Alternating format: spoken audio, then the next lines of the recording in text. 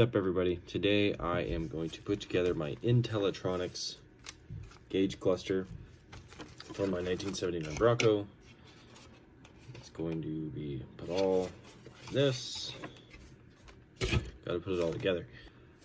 Now, when I originally ordered it, I thought that it was going to come basically as one of these, with the gauge already behind it, and just something I could plug and play, kind of, or solder and play, and just kind of bolt it in. But not the case. They send you the motherboard. This is the smoked acrylic plate that goes over the top of the motherboard, kind of goes behind this so you don't see the green and all that stuff when the lights are, when you can actually see in there. They send you a couple sensors because you're gonna update your I believe it's your coolant and your oil pressure and your speed sensor. They actually forgot to send me my I think it's my temp sensor, but I'll have to order. I'll just have to give them a call and tell them. They also send you, or actually no, they don't send you this. This is actually off my this. So anyway, what you got to do is you have to completely disassemble your original bezel. There's all parts of everything. So you know, I got the old school motherboard, all the little gauges and such. Don't throw any of that away. A lot of the bolts you're going to need. They also send a hardware kit, which is in this. Now, they send you with these. There's also, I'm assuming, there was supposed to be little nuts that go with all these screws and stuff. They didn't send those. So that is something that I'm going to have to figure out. Also, the instructions are not the greatest. It's kind of something you just gotta figure out on your own, really. Yeah, so here's kind of kind of see what I'm gonna be working with, or maybe not, because it may have been all backwards. Yeah, not the greatest thing. Or instruction wise. So I am going to try to put this thing together the best that I can, and maybe if you do this might give you some pointers. Sorry, this is my first time doing this. I'm kind of going by the seat of my pants too, and I looked for installation videos or videos on how to put it all together. Haven't seen a damn thing, so maybe I'm not looking hard enough. I don't know. So anyway, here we go. I'm gonna give it a shot, see what happens.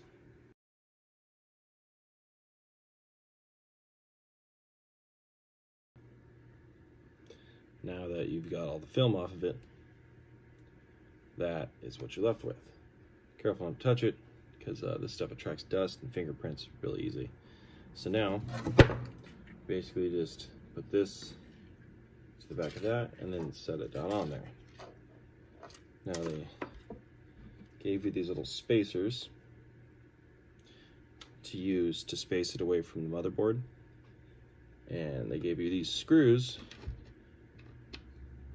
Like I said, they didn't give me any hardware, so I have a ton of RC stuff hanging around and little screws, so I'll just be able to make it work with what I got.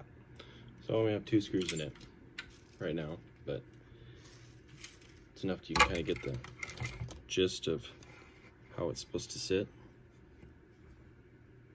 So you put all of them in there. I think it's looks like 8 screws. Put all 8 screws in there, and then that's it for putting on your back end plate or your front. Okay, here it is, all bolted up. I had to touch it, got dirty. I'll have to clean it before I fully install it. So this is kind of what it's going to look like in there. See? That's what the acrylic does. I don't even think, yeah, see, if you put light behind it, you can see all the gauges back there. I'm going to try to put power to this thing sitting here. I have a couple RC batteries sitting around that'll work. I'm just not sure what it'll look like. But anyway, so there it is. Now you just have to bolt it. Move these right here, from what I can tell, right there. And then there's 2 spots up here you can do it, or 3 spots. 1, 2, and 3. I'm not sure at the bottom. Anyway, we'll have to figure that out. I'll do that right now and show you guys the finished product. So one thing to note when you're putting this together, you can see I broke off a little piece right there. I'll have to smooth that out. But when you're putting it all, oh boy, it's hard to see. It sits flush. When you had it before, I don't know, you can't see in there now. It's hard to see. So where that cut is right there, it was actually hitting inside there, that little that thing right there. So it's creating a little space. So you have to kind of, might have to trim a few things to get it to fit right. So far, after I trim that, it fits nice and flush. Now the screws that you use to bolt it to the original bezel are the screws that you pulled off the back, which I think are what held this piece on to the back of it. So you just reuse those. You're gonna have to reuse about 4 of them. And then when you make sure when you take your dash apart, you save the little clips that hold on the plastic piece. Those you'll put it back on there.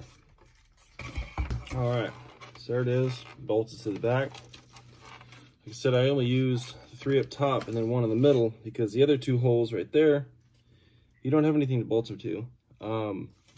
So now I'm gonna put the finishing touch on there. Now see, mine is a little scratched up, you know, from over the years. And you could maybe order a brand new one if you wanted all that. I am impatient. I don't want to wait. And it's not really not that easy or not that hard to take out and replace if it really bugs me that bad. So anyway, you set that thing back on, notch towards the top, just like that. And then you take these little clips and you just pop them right back through the hole. Like that. 3 on top, 3 on bottom.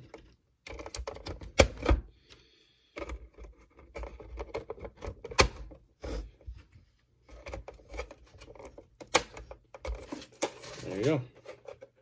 It's on. Now, let's see if I can put some power to it. Maybe we can see some light. I got the red, matches the truck. So, let's see. What's nice is on the back of it, right here, all the wires are labeled. So I'm doing a full American Auto Wire update harness in my 79 Bronco. And so this all matches pretty much exact to what the harness is. And all I have to really do is solder it all in there and you're good to go. So that should be pretty easy to do. Let's see if we can get some power to it. All right, so I'm just using the 12 volt in the ground. Let's see if I can get this thing propped up here. I want you guys to be able to see that. Let me drop it. There we go, get a little lower there. All right, so see what it all, hold on, let me turn the lights off. There we go. Now we can see what it's gonna look like. Hey, there it is. Look at that. It actually looks pretty good. I like it. Well, I'm happy. Well, there it is. That is how you install the Intellitronix digital gauge cluster. These fit anywhere from a 73 to 79 Ford truck or 78, 79 Ford Bronco. But it's going in my 79 Ford Bronco. They also have kits for everything else, Dodge, Chevy, whatnot, from what I saw on their website.